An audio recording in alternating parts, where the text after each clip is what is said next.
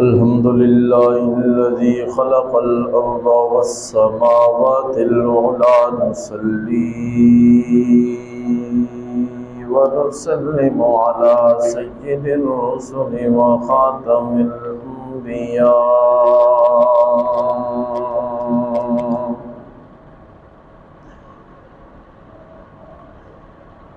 وعلى آله وأصحابه الأتقياء.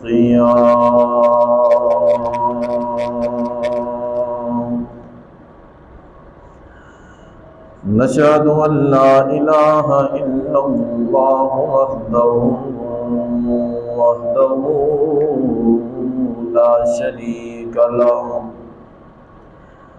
ونشهد أن سيدنا وسندنا وحبيبنا وهادينا ومرشدنا ومولانا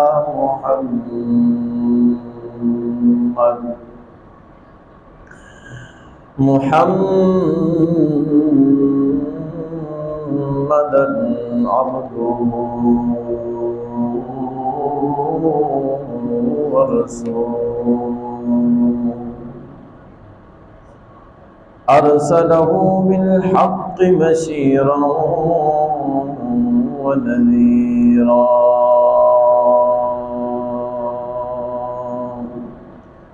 وداعيا إلى الله بإذنه وسراجا منيرا.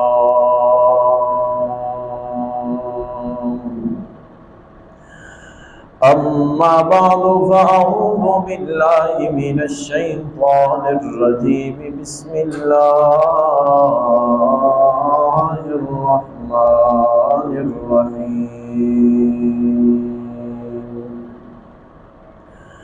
يا أيها النبي إنا أرسلناك شاهدا ومبشرا ونذيرا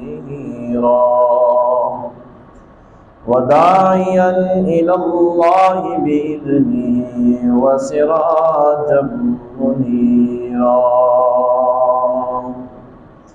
وبشر المؤمنين بأن لهم من الله فضلا كبيرا، ولا تطع الكافرين والمنافقين ودع أذاهم وتوكل على الله وكفى بالله وكيلا.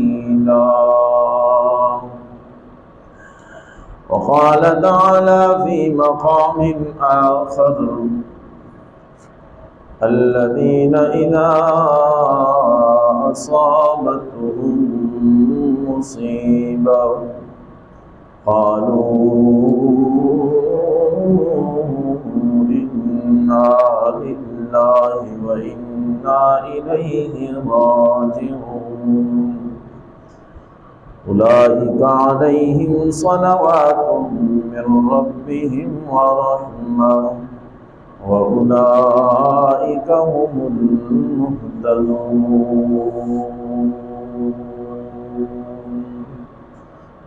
وقال النبي صلى الله عليه وسلم عن أبي هريرة رضي الله تعالى عنه قال: حق المسلم على المسلم خمس: رد السلام وإعادة المريض واتباع الجنائز وإجابة الدعوة وتشميت العاطس. صدق الله مولانا العظيم وصدق رسوله النبي الكريم، ونحن على ذلك لمن الشاهدين والشاكرين، والحمد لله رب العالمين. اللهم صل على محمد وعلى آل محمد كما صليت على إبراهيم وعلى آل إبراهيم إنك حميد مجيد. معزز حاضرین، قرآن پاک کی دو مقامات سے آیات کریمہ اور اللہ کے نبی جناب محمد رسول اللہ صلی اللہ علیہ وسلم کے فرامین میں سے ایک حدیث مبارکہ آپ حضرات کے سامنے اس وقت تلاوت کی ہے۔ دعا ہے اللہ صحیح معنوں میں حق بات کرنے کی توفیق نصیب فرمائے۔ گزشتہ جمعہ آپ حضرات کے سامنے مکہ مکرمہ یا عرب کے اندر جو رسم و رواج تھے، خصوصی طور پر وہ رسم کے جس میں حتیٰ کہ قرآن نے بتایا کہ نبی پاک صلی اللہ علیہ وسلم بھی اسے توڑتے ہوئے اپنے لیے ڈر محسوس کر رہے تھے، چونکہ رسم کو توڑنا ایک مشکل کام ہے۔ مشکل اس لیے ہے کہ لوگ باتیں کرتے ہیں، اور اللہ نے اس کا جواب ہمیں بتا دیا کہ اگر تم رسم کو توڑتے ہو تو رسم توڑنے کا کوئی مقصد بھی ہے، اور وہ یہ ہے کہ ہم سے اللہ راضی ہو جائے، شریعت کی خلاف ورزی نہ ہو۔ تو جب مقصد یہ ہے تو پھر لوگوں کا ڈر نہیں ہونا چاہیے، پھر یہ بات نہیں ہونی چاہیے کہ لوگ کیا کہیں گے، بلکہ یہ ہونا چاہیے کہ اس کام سے میرا رب کیا کہے گا اور وہ کتنا خوش ہوگا۔ تو اللہ نے اس رسم کو توڑنے کے لیے خود انتخاب کیا۔ نبی پاک صلی اللہ علیہ وسلم کا ایک رسم تھی کہ بیٹے کی منہ بولے بیٹے کی بیوی کے ساتھ نکاح عرب کے اندر ناجائز سمجھا جاتا تھا، اور یہ ان کی اپنی مرضی کا مسئلہ تھا، خود بنائے ہوئے تھے، جیسے آج ہم نے کئی مسئلے خود بنائے ہوئے ہیں اور انہیں نہیں چھوڑ رہے رسمی طور پر، حالانکہ لوگ ان سے تنگ بھی ہیں۔ تو اللہ نے انتخاب کیا نبی پاک صلی اللہ علیہ وسلم کا کہ آپ سے خود اس رسم کو توڑوایا، اور خود حضرت زید جو نبی پاک صلی اللہ علیہ وسلم کے منہ بولے بیٹے تھے، ان کی جن کے ساتھ حضرت زینب کے ساتھ شادی ہوئی، طلاق کے بعد خود اللہ نے حضور کے ساتھ نکاح کروا دی، رسم ٹوٹی۔ اسی طرح اور رسمیں بھی، جس طرح وہ طواف کرتے وقت ننگے ہو کر طواف کرنا اس کو عبادت سمجھتے تھے، اور کس لیے کیا کہتے تھے کہ یہ کعبہ چونکہ ایک مقدس جگہ ہے، مسجد حرام ایک مقدس جگہ ہے، تو اس کا طواف ہم اپنے اس لباس میں نہیں کرتے، کیونکہ یہ لباس پہن کر ہم کتنے گناہوں میں شریک ہوتے ہیں اور گناہ کرتے ہیں، تو یہ لباس پہن کر ہم کعبے کا طواف کریں۔ سوچ کیسی تھی کہ جس لباس کے ساتھ ہم گناہ کرتے ہیں وہ لباس پہن کے ہم طواف نہیں کرتے۔ معذرت کے ساتھ ہمارے کئی لوگ جو ہیں وہ داڑھی اس لیے نہیں رکھتے کہ استاد جی داڑھی رکھ کے گناہ کریں گے تو یہ اچھی بات نہیں، ایسا ہے کہ نہیں؟ داڑھی کی دعوت دو نا کسی کو، استاد جی داڑھی رکھ کے بھی پھر گناہ کرے دیں، یہ نہیں کہتے کہ گناہ ہی چھوڑ دیں گے، یعنی وہ بھی یہ نہیں کہتے تھے کہ ہم لباس پہن کے بھی گناہ، حالانکہ بات تو یہ ان کی غلط تھی۔ تو اللہ نے اس رسم سے منع کیا کہ یہ جو ہے یہ محض ان کی اپنی بات ہے، اس کا شریعت کے ساتھ اور مسئلے کے ساتھ کسی قسم کا کوئی تعلق نہیں ہے۔ اچھا، اب اس کو اپنی مثال کی طرف لے آئیں۔ اگر ایک بندہ داڑھی رکھ کے گناہ کرتا ہے اور ایک داڑھی منڈا کے گناہ کرتا ہے، تو کیا ان دونوں کے گناہوں میں فرق ہوگا؟ نہیں۔ گناہ نماز چھوڑنی ہے، مثال ایک نے نماز چھوڑی، ایک داڑھی رکھ کے چھوڑتا ہے، ایک نے داڑھی نہیں رکھی ہے وہ چھوڑتا ہے، تو گناہ میں تو برابر ہے۔ ہاں، یہ زیادہ ہے منڈانے والا کہ ایک گناہ موننے کا اور دوسرا نماز چھوڑنے کا۔ تو یہ کئی چیزیں ہم نے اپنی طرف سے بنائی۔ ایک اور جو عرب میں رسم مشہور تھی، وہ پائی جاتی تھی کہ احرام کی حالت میں وہ گھروں سے نہیں، دروازوں سے نہیں آیا کرتے تھے، چھلانگے لگا کے اور جو ہے پیچھے سے گھروں کے آیا کرتے تھے، اس سے بھی اللہ نے منع کیا۔ تو یہ کہنے کا مقصد یہ ہے کہ یہ رسمیں بعض رواج جو ہیں یہ خود ہم نے اپنی طرف سے بنائے ہوئے ہیں، شریعت کا اس کے ساتھ کوئی تعلق نہیں ہے۔ شریعت کیا چیز ہے؟ اللہ نے جو ہمیں کامل اور اکمل محمد الرسول اللہ صلی اللہ علیہ وسلم کو جو کتاب دی ہے، اور آپ نے جو کتاب سے لوگوں کو سمجھایا ہے، اندھیرے تھے، تاریکیاں تھیں، گناہوں کی دلدل میں، شرک کی دلدل میں، رسومات اور رواجوں کی دلدل میں لوگ پھنسے ہوئے تھے۔ اللہ نے اپنے محبوب نبی کو مبعوث فرمایا، 40 سال تک کا عرصہ حضور ان میں گزارتے ہیں، پھر اللہ ایک کتاب قرآن کی شکل میں حضور اکرم صلی اللہ علیہ وسلم کو عطا فرماتے ہیں۔ اب اس کتاب کو جو مانتا جاتا ہے اس کی دل کی دنیا بدلتی جاتی ہے، وہ گناہوں کو بھی چھوڑتا جاتا ہے، وہ رسم و رواجوں کو بھی چھوڑتا جاتا ہے، اور اللہ نے اصول بتا دیا کہ اچھی زندگی گزارو، اور وہ اچھی زندگی وہ ہے جو میں نے اپنے نبی کو دی ہے۔ نبی بھی اچھا دیا ہے اور زندگی بھی نبی والی اچھی ہے، اور کتنا عظیم نبی دیا۔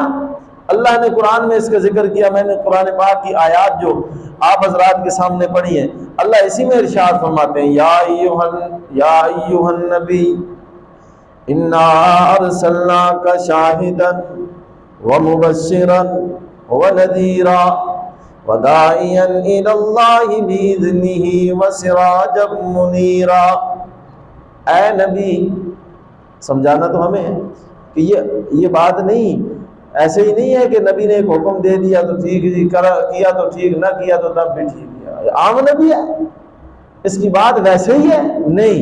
یا ایھا النبی، اے میرے نبی، اے نبی، انا ارسلناک، بے شک ہم نے آپ کو مبعوث کیا ہے، ہم نے آپ کو بھیجا ہے، آپ بھی اپنی مرضی سے کچھ یاد رکھیں، اللہ جسے محبوب بناتا ہے لیکن اللہ اختیارات اپنے پاس رکھتا ہے، اللہ اختیارات اپنے پاس رکھتا ہے۔ نبی بھیجے، صحابہ آئے، اولیاء آئے، اختیارات اپنے پاس رکھے، محبوب بنائے لیکن اختیارات اپنے پاس رکھے۔ اے نبی، ہم نے آپ کو بھیجا ہے، آپ بھی اپنی مرضی سے تو کچھ کر نہیں سکتے، کیوں بھیجا ہے؟ شاہدن، بتانے والا، شاہدن، بتانے والا کہ اللہ کی طرف سے جو آرڈر آئے ہیں، اللہ کی طرف سے جو حکم آئے ہیں، جو اس امت کو بتانے ہیں، فرشتہ لے کر آپ کے پاس آیا ہے، اب یہ بتانا آپ کی ذمہ داری ہے، اور کوئی ایسا حکم نہیں ہے جو اللہ نے نبی پاک صلی اللہ علیہ وسلم کو بتایا اور آپ نے آگے امت کو نہ بتایا ہو، کیونکہ اللہ نے فرما دیا بلغ ما انزل الیک من ربک، اے میرے محبوب، جو حکم بھی میں نے آپ کی طرف بھیجا ہے، فرشتہ لے کے آیا ہے، آپ کی ذمہ داری ہے کہ آپ اپنی امت کو بتا دیجئے۔ امت سے چھپانے کا حق ہم نے آپ کو نہیں دیا۔ اگر آپ چھپاتے ہیں، کوئی غیب کی خبر چھپا دیتے ہیں، کوئی خبر ایسی ہے جو اللہ نے تو آپ کو بتائی ہے، کوئی خبر ایسی ہے، کوئی بات ایسی ہے جو اللہ نے تو آپ کو سمجھائی ہے، بتائی ہے، اور آگے آپ امت کو نہیں بتا رہے، تو اس میں آپ مجرم ہوں گے۔ اور میرا اور میرے اکابر کا عقیدہ اور نظریہ یہ ہے کہ ہمارے نبی جو بات رب نے بتائی ہے وہ ہمیں بتا دے ہیں، جو نہیں بتائی ہے وہ بتایا نہیں ہے، کیوں؟ فَإِن لَمْ تَفْعَلْ فَمَا بَلَّغْتَ رِسَالَتَهُ، بڑی جلالی ذات ہے رب کی۔ اور میرے نبی، جو بات ہم نے آپ کو بتائی، اگر آپ امت کو نہیں بتاتے ہو تو آپ نے رسالت کا حق ادا نہیں کیا۔ ایسی سخت بات اللہ نے کی۔ اللہ نے اگر کوئی چیز کا علم دیا، وہ حدیث جبرائیل مشہور حدیث ہے، تفصیل کا وقت نہیں ہے، جب حضرت جبرائیل امین نے آ کے پوچھا نا، یا رسول اللہ قیامت کے بارے میں آپ کیا جانتے ہیں؟ حضور نے فرمایا جتنا پوچھنے والا جانتا ہے بتانے والا بھی اتنا ہی جانتا ہے، تو جتنا جانتا ہے تو وہی لاتا ہے، تو نے مجھے بتایا، میں بھی اتنا ہی جانتا ہوں۔ اب پتہ ہوتا تو چھپاتے کہ بتاتے؟ نہیں، اگر پتہ ہے نہیں بتایا تو پھر ایک معنی میں ہم یا یہ کہنے والے کہ حضور کو یہ خبریں پتہ تھیں قیامت کب آئے گی، آپ کو اور مجھے پتہ ہے قیامت کب آئے گی؟ نہیں پتہ نا، نشانیاں بتائیں لیکن قیامت کا قطعی طور پر پتہ نہیں ہے۔ جو بندہ یہ کہتا ہے حضور کو پتہ ہے ہمیں نہیں پتہ، تو وہ ایک معنی میں کیا کہہ رہا ہے؟ قرآن کہتا ہے اے میرے نبی، جو ہم نے آپ کو بتا دیا امت کو بتا دیجئے، نہیں بتاؤ گے تو تم مجرم ہو، رسالت کا حق ادا نہیں کیا۔ اور ہمارا یہ ایمان ہے کہ صحابہ نے جس طرح گواہی دی تھی، اللہ کے نبی نے ارشاد فرمایا، میرے صحابہ کیا میں نے تم تک شریعت پہنچائی ہے کہ نہیں پہنچائی ہے؟ صحابہ نے فرمایا یا رسول اللہ پہنچائی نہیں، پہنچانے کا حق ادا کیا ہے۔ ہم بھی یہ کہتے ہیں حضور نے اللہ کی شریعت پہنچانے کا حق ادا کر دیا ہے، جو اللہ نے دے دیا وہ دے دیا، جو اللہ نے نہیں بتایا۔ تو قرآن کہتا ہے یا ایھا النبی انا ارسلناک شاہدا ومبشرا ونذیرا، ایسا ہی نبی اللہ نے نہیں دیا، بڑا عظیم نبی دیا ہے، بڑا عظیم مرتبے والا، ومبشرا خوشخبریاں سنانے والا، مان کے چلو گے تو خوشخبریاں ہیں، جنت کی بشارتیں ہیں، اللہ کی رضا کے اعلان ہے، نہیں مانو گے نافرمانیاں کرو گے تو ونذیرا، پھر جہنم سے ڈرانے والا بھی ہے، وداعیا الی اللہ۔ نبی کی نبوت، نبی کو یہ عظمتیں کیوں ملی ہیں؟ فرمایا وَدَاعِيًا إِلَى اللَّهِ بِإِذْنِهِ وَسِرَاجًا مُنِيرًا، وہ اللہ کی طرف بلانے والا ہے۔ اور قرآن دوسرے مقام پر آ کے کہتا ہے وَمَنْ أَحْسَنُ قَوْلًا مِّمَّنْ دَعَا إِلَى اللَّهِ وَعَمِلَ صَالِحًا، وہ اس شخص سے اچھی بات تمہیں کس کی لگتی ہے؟ کون تمہارا خیر خواہ اس سے زیادہ ہو سکتا ہے؟ احسن کون ہو سکتا ہے جو تمہیں اللہ کی طرف بلاتا ہے؟ ایک بندہ آپ کو دنیا کے مشورے دیتا ہے، ایک اللہ کی طرف بلاتا ہے۔ قرآن کہتا ہے بہتر کون ہے جو تمہیں اللہ کی طرف بلاتا ہے، اس سے اچھا اور کوئی ہو ہی نہیں سکتا۔ تو یہ کیوں؟ یہ ڈیوٹی ہے کس کی تھی؟ کنتم خیر امۃ اخرجت للناس تأمرون بالمعروف وتنہون عن المنکر، اللہ نے اس امت کی ذمہ داری لگا دی ہے کہ لوگوں کو اچھے کاموں کی طرف بلائے، اللہ کی طرف بلائے، نافرمانیوں سے منع کرے۔ تو اللہ کے نبی کی یہ شان کہ اللہ نے اپنے نبی کو کیا بنا کر بھیجا؟ داعی الی اللہ۔ اور اشتہاروں کے آخر میں نام لکھا ہوتا ہے نا الداعی الی الخیر، خیر کی طرف دعوت دینے والا، اچھائی کی طرف دعوت دینے والا۔ تو نبی کی یہ صفت تھی کہ نبی داعی الی اللہ اور بِإِذْنِهِ وَسِرَاجًا مُنِيرًا، اللہ کے حکم سے اللہ کی طرف بلاتے ہیں، وَسِرَاجًا مُنِيرًا، اور چمکتا ہوا چراغ، روشن چراغ۔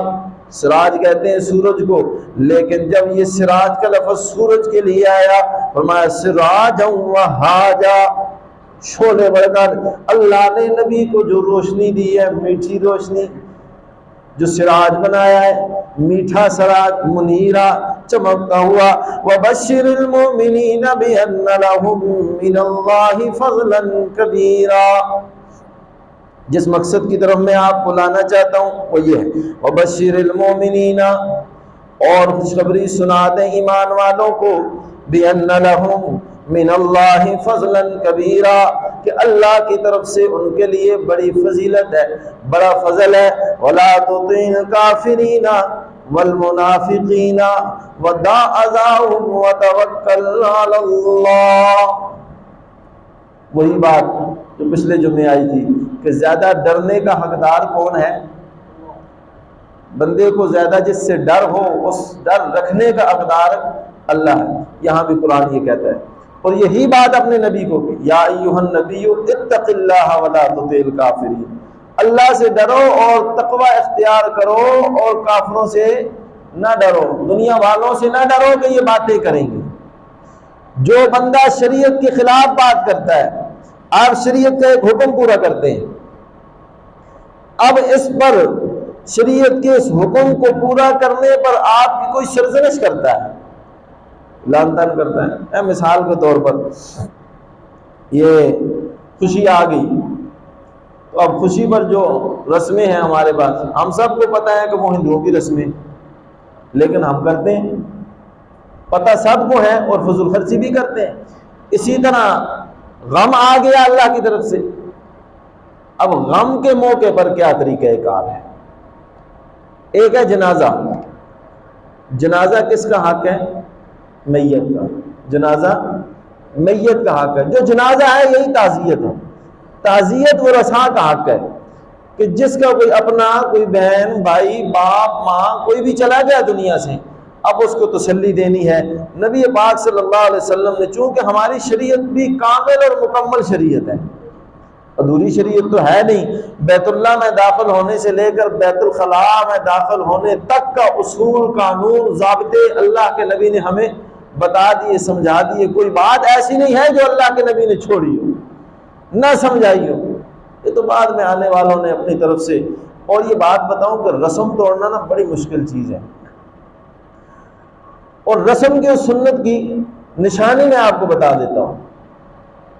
سنت جو ہوگی نا، میں پہلے بھی کئی دفعہ بتا چکا ہوں، وہ بین الاقوامی ہوگی، یعنی آپ پاکستان میں تاب امریکہ میں تاب سعودیہ میں تاب سنت وہی ہے، لیکن جو رسم ہوگی، اور رسم اور بدعت میں فرق بھی سمجھ لیں۔ ایک بندہ اپنی طرف سے کوئی کام کر رہا ہے، یا جیسے کر لیں جی یہ کل کر رہے ہیں، کچھ لوگ اس لیے کرتے ہیں جی چونکہ 3 دن ہو گئے ہیں، لوگوں کو دعوت دو، کھانا کھلاؤ تو دعا ختم۔ اگر یہ کل کر رہے ہیں اس نیت سے کہ لوگوں کو ختم کرنا ہے، یہ تو رسم ہے، اور اگر کر رہا ہے اس نیت سے کہ یہ ثواب ہے، تو پھر یہ بدعت ہے۔ اور یہ بدعت ایک جگہ ہم نے توڑی ہے۔ اب یہاں یا عام علاقوں میں یہ کل کا سسٹم ہے، ہمارے یہاں حضروں میں اور شہر کی حدود تک، اور گاؤں میں نہیں، جو ارد گرد گاؤں ہیں ان میں نہیں، شہر میں یہ ہے کہ وہاں مشہور ہے جمع کی دعا۔ کرتے لوگ یہ ہیں کہ تیسرا دن ہوتا ہے جب، تو شروع میں وہاں جس مسجد میں نے 8 سال گزارے ہیں، شروع میں کیونکہ طالب علم تھا تو شروع میں ہوتا یہ کہ دن کو دعوت دی جاتی، سارے لوگ آج راتی جمع دی دعا میں آئی ہو، سارے لوگ آ جاتے۔ تو ہوا یہ کہ 2-3 دفعہ دوسری مسجد کے امام صاحب آئے اور انہوں نے اپنے خطبے پڑھے، ہمیں آتے ہی نہیں تھے، تو وہ پڑھا کے دعا کی اور کھا پی کے نکل گئے۔ 3-4 دفعہ یہ بات ہوئی، میں نے سوچا یار یہ تو مسئلہ خراب ہے، امام میں ہوں، بندہ دوسری مسجد سے آ جائے تو یہ بھی اچھی بات نہیں ہے۔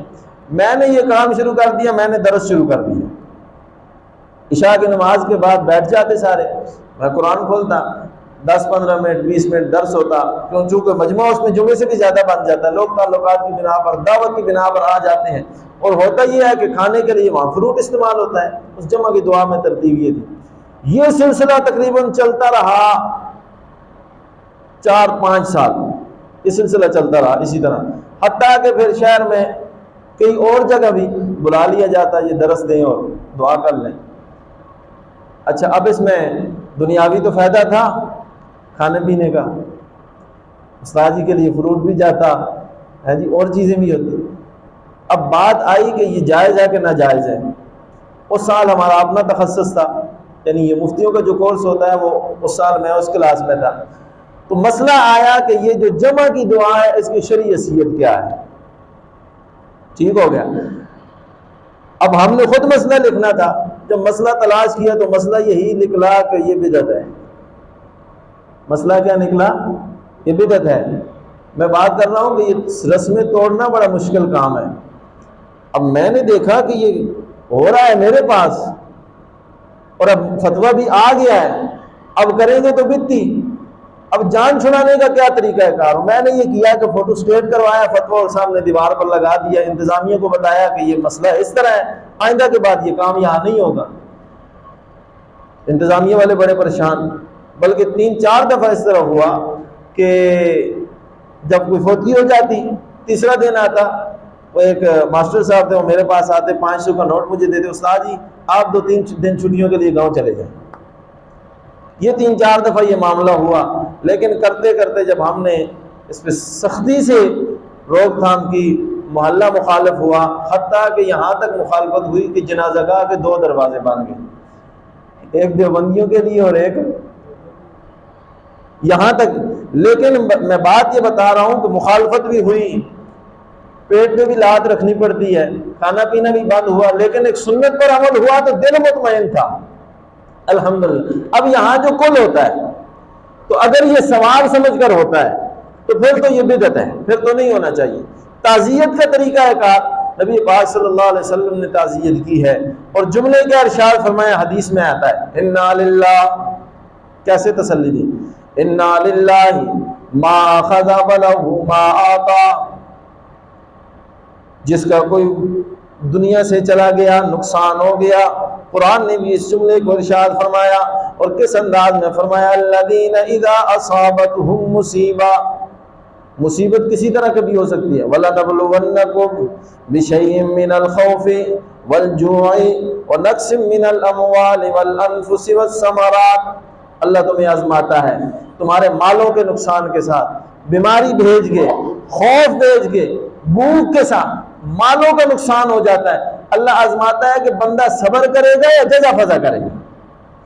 یہ پریشانیاں، یہ تکلیفیں، یہ مصیبتیں، یہ خوشی، یہ غم زندگی کا حصہ ہے۔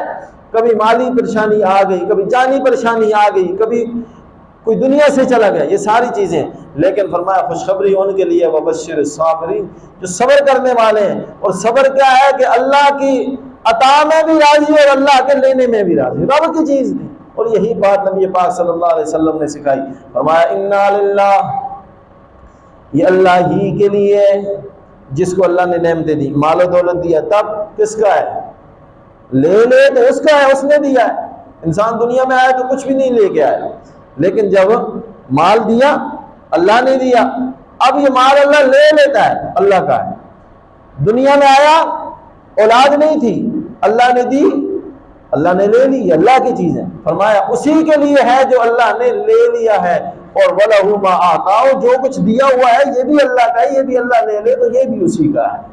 بندے کا اپنا اس میں کچھ بھی نہیں ہے۔ تسلی دی نا نبی پاک صلی اللہ علیہ وسلم نے، اور یہی ورثاء کا حق ہے، یہی تعزیت کا طریقہ کار ہے کہ بندہ جائے ورثاء کے ساتھ، ورثاء یہ آج کل تو رسم، اچھا جی ود دعا کریو جی، ود کریو جی، اور اس میں محفل کے مجلس کے آداب، بندہ آئے ایک ایک کو سلام کرنا، پھر جو ہے اس کے لیے بار بار یہ چیزیں، بعض علاقوں میں اور ہمارے یہاں حضروں میں بھی 2-3 گاؤں میں یہ ہوا ہے، لیکن وہ تب ہوا ہے کہ لوگوں نے اتفاق کیا ہے۔ یہ تو ایک مستقل مسئلہ ہے کہ صبح سے لے کر شام تک ورثاء غم سے نڈھال ہیں، پھر تھکاوٹ ہے، پھر ساری چیزیں ہیں، وقت متعین کر لیا، خاص طور پر گاؤں کے لوگ۔ اور تعزیت ہے کتنے دن ہے؟ 3 دن۔ اگر 3 دن کے بعد باہر سے دور سے کوئی بندہ آتا ہے تو کوئی مجبوری ہے، وہ علیحدہ چیز ہے، لیکن گاؤں کے لوگوں کے لیے یہ نہیں ہے کہ بس اب مہینہ 2 مہینے پھر چلتا رہے، پھر عید آئے پھر چلتا رہے۔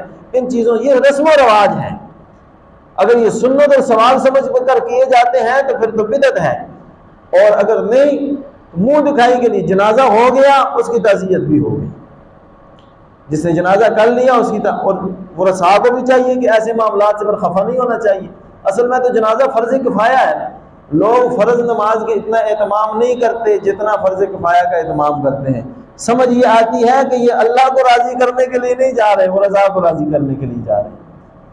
فرض کفایہ گاؤں کے 3-4 بندوں نے پڑھ لی، بس ٹھیک ہے، 10 بندوں نے پڑھ لی، 20 بندوں نے پڑھ لی، سب کی طرف سے ادا ہو گئی اور گناہ ختم ہو گئے۔ کسی نے بھی نہیں پڑھی، سب گناہ گار ہوں، لیکن فرض عین تو ہر ایک پر واجب ہے، ہر ایک پر ضروری ہے۔ اگر فرض نماز کوئی بندہ نہیں پڑھتا تو وہ تو خود مجرم ہے، اور اس کے ذمے جو ہے موجود ہے۔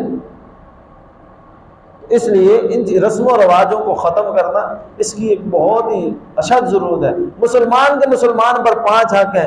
اللہ کے نبی نے ارشاد فرمایا، میں نے حدیث خطبے میں پڑھی، یا نبی ہریرہ رضی اللہ تعالی عنہ، حق المسلم علی المسلم 5، مسلمان کے مسلمان پر 5 حق ہیں۔ فرمایا رد السلام، سلام کا جواب دینا یہ واجب ہے، سلام کرنا سنت اور سلام کا جواب دینا واجب ہے۔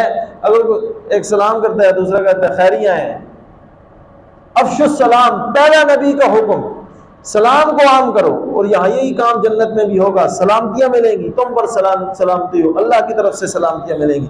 تو پہلا حکم، پہلا حق۔ دوسرا فرمایا ہوا ہے عیادت المریض، مریض کی عیادت کرنا، مریض کو دیکھنا، اس کو تسلی دینا، یہ اللہ کی طرف سے بیماری آئی ہے، اللہ تجھے شفا دے، اس کی وجہ سے تیرے گناہ معاف ہوں گے، یہ تسلی دینا۔ نمبر 3 فرمایا اتباع الجنائز، جنازے کے پیچھے چلنا، یعنی جنازہ مسلمان دنیا سے چلا گیا ہے، ایک جرگے کی صورت میں اللہ کے سامنے پیش ہو کر وہ مسلمان کا جنازہ ادا کرتا ہے، یہ بھی مسلمان کا مسلمان پر حق ہے۔ فرمایا اجابت الدعوہ، کوئی دعوت دیتا ہے کسی چیز کی کھانے کی تو اس کی دعوت کو قبول کرنا، یہ بھی مسلمان کا مسلمان پر حق ہے۔ دعوت دینے والا دعوت دے تو دعوت کو قبول کرنا اس کا حق ہے۔ فرمایا وتشمیت العاطس، اور چھینکنے والے کے جواب میں کون سا جملہ کہنا؟ یرحمک اللہ کہنا یہ بھی مسلمان کا مسلمان پر حق ہے۔ تو یہ اللہ نے حقوق بتا دیے ہیں، نبی پاک صلی اللہ علیہ وسلم نے طریقے بتا دیے ہیں، باقی کوئی رسم و رواجوں میں اور بدعات میں پھنسا ہوا ہے تو وہ نہیں نکلتا، تو یہ اس کی اپنی مرضی کی بات ہے۔ ہمارا کام ہے، ہم جو آخر میں کہتے ہیں نا وما علینا الا البلاغ، اس کا مطلب کیا ہوتا ہے؟ یہ بیان کے آخر میں جو ہم کہہ دیتے ہیں وما علینا الا البلاغ، وما علینا ہم پر نہیں ہے الا البلاغ مگر پہنچانا۔ مسئلہ آپ تک پہنچایا جی، سمجھ آ گیا نا؟ اب عمل کرنا تو آپ کی ذمہ دار ہے، ہم نے پہنچا دیا ہے، مسئلہ یہی ہے۔ لہٰذا کوشش کریں رسم و رواجوں سے نکلیں، شریعت کی طرف آئیں، ہمارے معاملات بھی ٹھیک ہوں گے، ہمارے حالات بھی ٹھیک ہوں گے۔ جب ہم نے رسم و رواجوں میں اپنے آپ کو ڈالا ہے، نبی کی خلاف ورزی کی ہے، اللہ کی خلاف ورزی کی ہے، اللہ کی بغاوت کی ہے اور مسئلے کی خلاف ورزی کی ہے، تو پھر نقصان دنیاوی بھی ہے، اخروی نقصان تو ہے ہی ہے۔ اللہ رب العزت نے جو نبی ہمیں دیا ہے، کامل اور اکمل مکمل نبی دیا ہے۔ میں نے کہا بیت اللہ سے لے کر بیت الخلاء میں جانے تک کا طریقہ کار، کون سا پاؤں اندر رکھنا ہے، کون سا پاؤں باہر رکھنا ہے، کون سی دعا پڑھنی ہے، مسجد میں آتے ہیں تو کیا طریقہ کار ہے، بیت الخلاء میں جاتے ہیں تو کیا طریقہ کار ہے، بیت اللہ میں جاتے ہیں تو کیا طریقہ کار ہے، یہ ساری چیزیں واضح ہیں۔ سمجھا ہم نے نہیں ہے شریعت کو، اور جو ہے خود اپنے آپ کو مصائب میں ڈال دیا ہے۔ اللہ نے تو ہمیں بڑا کامل نبی دیا ہے، بڑی کامل شریعت دی ہے، ہر چیز شریعت کا ہر مسئلہ، اب جس طرح گزشتہ جمعوں میں گھر کے حالات، بیویوں کے حالات، عورتوں کے معاملات، یہ ساری چیزیں اللہ نے ہمیں بتا دی ہیں۔ ضرورت اس چیز کی ہے کہ اللہ ہمیں عمل کرنے کی توفیق نصیب فرمائے۔ وآخر دعوانا الحمدللہ۔